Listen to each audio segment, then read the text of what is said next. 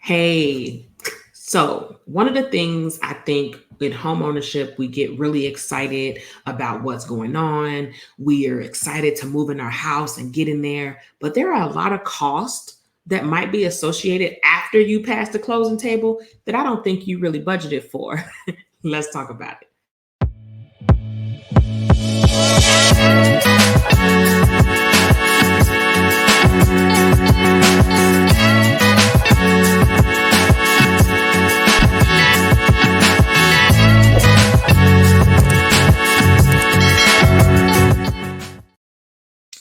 Hey goalies, welcome back to the channel. I'm Nia, your personal financial educator, helping you overcome money mistakes and eliminate debt one tip at a time.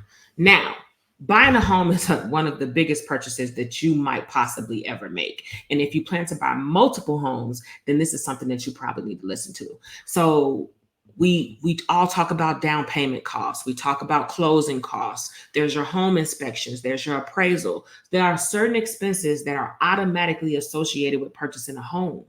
But what happens after you close? These are the expenses that are really going to count because these are expenses you will have after you've already given this lump sum of money to someone else to purchase the home. So let's get into it. Now, one of the first expenses that I feel like everybody will have, I don't care when, I don't care if you're buying a brand new home, they typically say it's a good practice to change your locks. This is for safety and security. So changing your locks, getting cameras and motion censored lighting around your house, that's the first expense. But those are three things that you most likely will need. You want to have cameras in certain views so you can see someone approaching your house or animals approaching your house because you need to learn what animals might be in your new neighborhood. You also want to have motion censored lighting because if you need to be outside around your house, you want the lights to automatically come on. And if same thing, if there are other animals around, especially if you have any pets at home, you want to learn and be mindful of what type of animals you might have in your new neighborhood. Now, secondly, let's talk about furniture and decor. So even if you move with your own furniture and you bring everything with you, your new house is most likely going to be set up different from your old house. This means that you're going to have something that you will need to purchase. And this could be an organizer. Like for me, for example, in my last house I purchased, I don't have any medicine cabinets. So I don't have any place, like I don't have any medicine cabinets and I don't have any, what do you call them? The bars that you can hang your towels on. Neither one of my bathrooms has either of those things. So something that I had to purchase was trays to go under the sink. And then I also had to buy the racks that I can put the towels on. And I had to base that based off the design of the bathroom. So one of the bathrooms, I have the over the door towel rack. And then the other one, I have the one I can put on the wall because that bathroom has the space for it. So things like that, that you don't think about, you don't know, and you're not really going to know you need them until you're actually living in the house because you want to make it functionable and make it more easy for you. Next, new service deposits. If you're moving to a new neighborhood, you might have different utility providers than you had. So maybe you move from the city to the suburbs. Maybe you move to a new state. A lot of times, when this is your first time doing business with them, they don't trust you. And so sometimes they'll require you to do a deposit because this helps them mitigate their own risk that taking providing you service.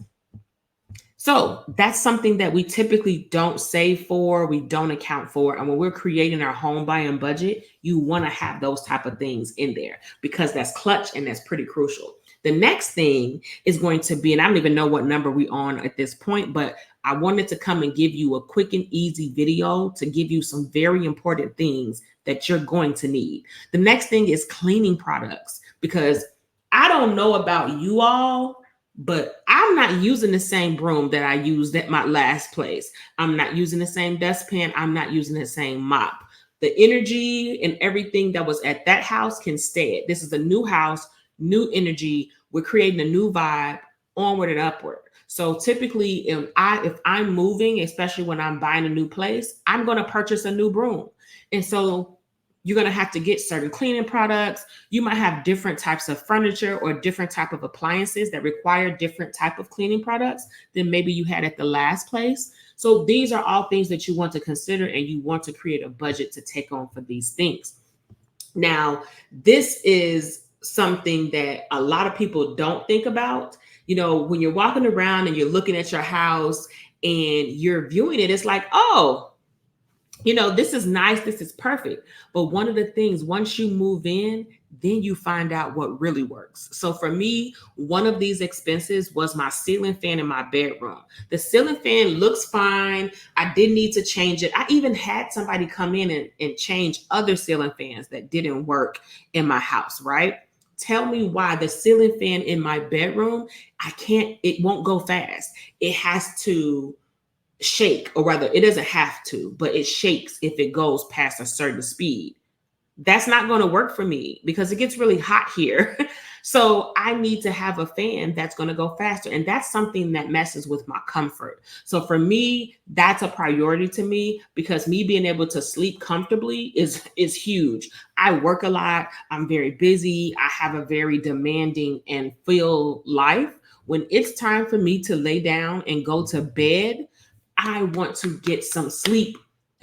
I want to have comfortable sleep. So that fan was an issue for me. So you have to take into account handyman services or any type of repairs and replacements that you need to make once you're actually living in the house. So that's the big part of this. When you're looking at a house and you're viewing a house to purchase, you do a walkthrough.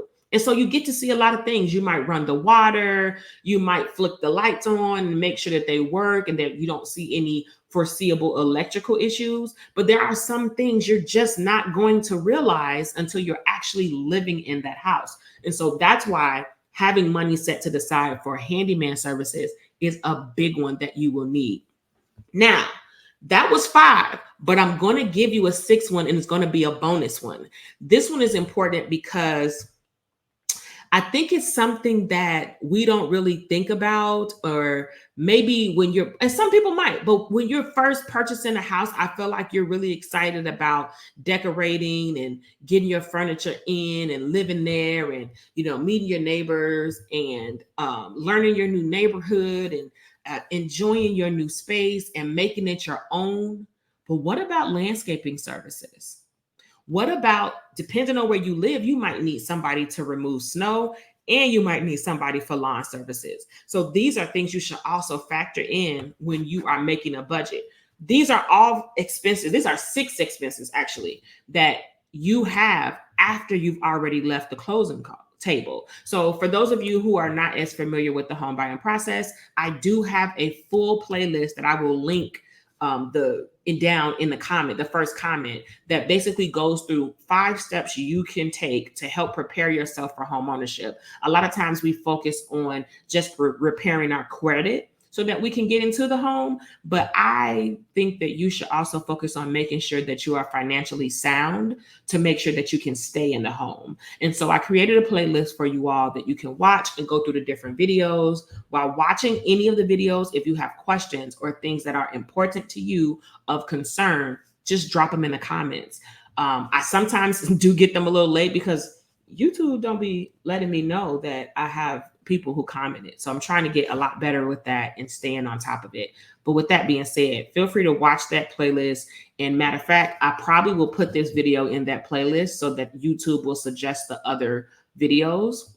I'm trying to do what I can, but these are 6 things that are very important for you that you need to consider when you are saving for a home. So like I said, if those of you who don't know the home buying process, you typically pay these different money. You have fees while you're going through the process. You have earnest money, home inspection, appraisal, and then you get to the closing table and you have different closing costs. Your closing costs typically will include things like loan origination fees, credit checks. Sometimes your appraisal will be there, your insurance premium for the first year, Then they want you to pay prorated taxes, which basically means that you have to pay the taxes for the remainder of the year, the days after you take ownership of the house. So all of those things will be bundled up. Title loan services, a fee so they can check and make sure that your title is free and clear, a fee for title insurance. So in case there's an error or something, you can be protected.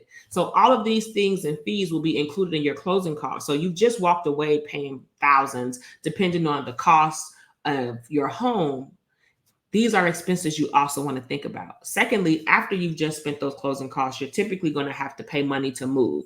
Even if you are moving all of your own things, you still would need to come out of money to pay to move, because you're going to have gas, you're going to have food, you're going to need supplies. So it's a lot of different costs that are associated with this process. So I wanted to come highlight some of the hidden costs, the ones that we typically don't think about. So that's going to be your lawn services, paying for snow removal, or if you plan to do it yourself, realistically, you're going to need to purchase the equipment so that you can do it yourself.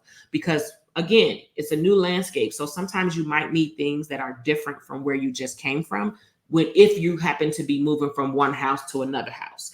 Furniture and decor.